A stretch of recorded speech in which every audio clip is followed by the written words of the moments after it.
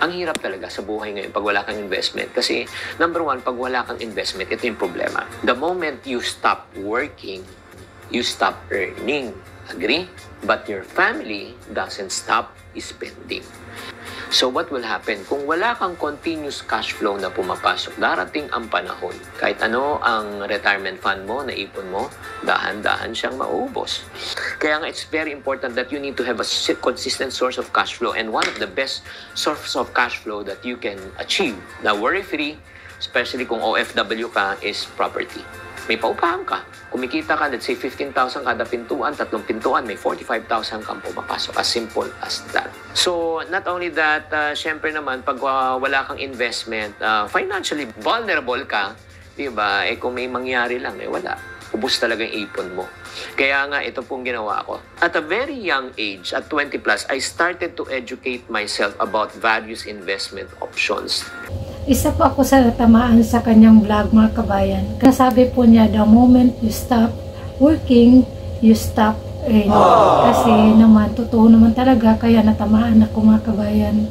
Pag wala po tayong trabaho, ay wala din po tayong income. Kaya maganda po talaga na meron tayong mga investment gaya sa ating mga OFW. Dahil naman talaga, totoo naman talaga, mga kabayan, kahit dyan sa Pilipinas o dito sa ibang bansa, pag wala po tayong investment, kung sahod lang talaga ang ating pinagkukunan sa lahat nating mga pagkain, pamasahe, kung mayroong magkasakit, ay wala po tayong makukunan na pera. Ang hirap pa naman, kabayan, kasi pag maghiram tayo ng pera ay hindi tayo pauutangin ko. But your family doesn't stop spending. Totoo naman talaga yan, mga kabayan. Reality po yan sa atin, mga OFW. Pag merong magkasakit o magpadala tayo palagi dyan sa Pilipinas, kaya before pa ang ating sahod ay nakalista na. Sa hindi pa tayo nagsahod, nakalista na lahat na ano ipapadala natin. Merong nag-birthday, merong nagkasakit, papadala natin, allowance ng mga bata sa pang-eskwela, lahat, mga kabayan. Kaya totoo talaga, kaya naniwala ako, isa ako sa natamaan sa video ni Mr. Chinkitan. Totoo talaga, maganda talaga na meron tayong investment. Pag wala tayong income or mga investment na papasok, ay dahan-dahan siyang lalabas po sa ating bulsa.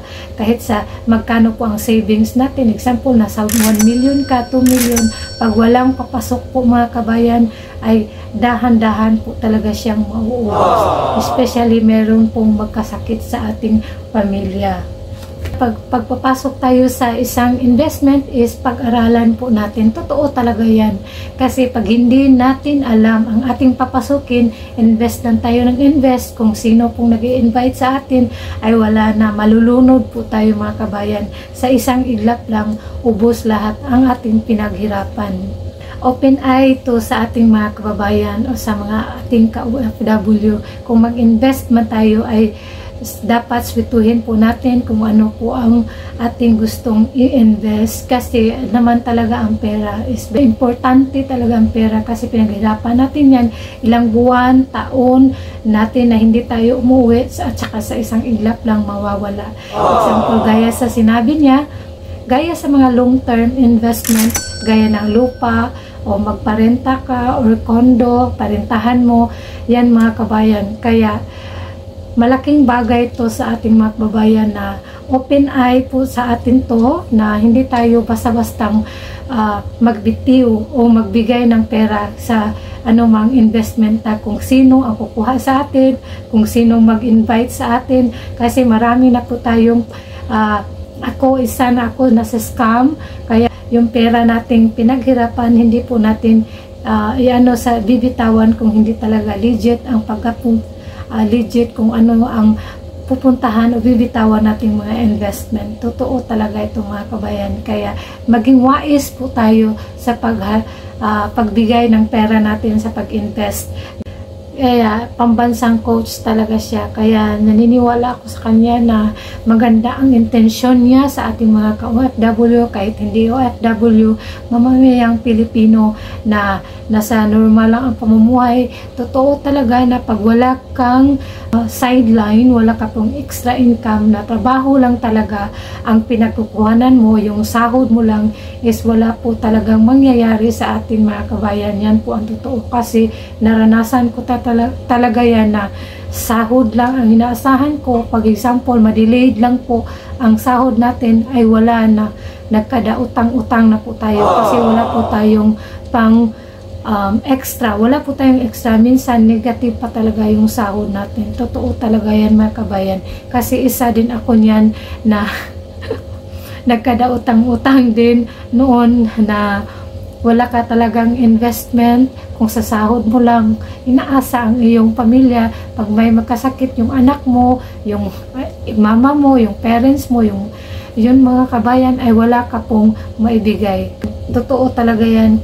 Example, ikaw mismo o tayo mismo mga OFW nagkasakit at hindi tayo magtrabaho, wala naman talaga tayong sahod, hindi tayo magkasahod niyan mga kabayan.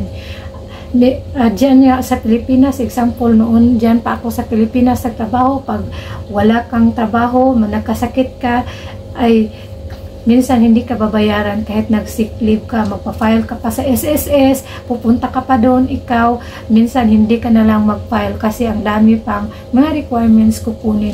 Kahit naman dito, example tayo ang magkasakit, uuwi tayo dyan sa Pilipinas at wala tayong pera na extra, ay hindi din tayo makauwi. Kaya tiis na lang tayo dito sa ibang bansa.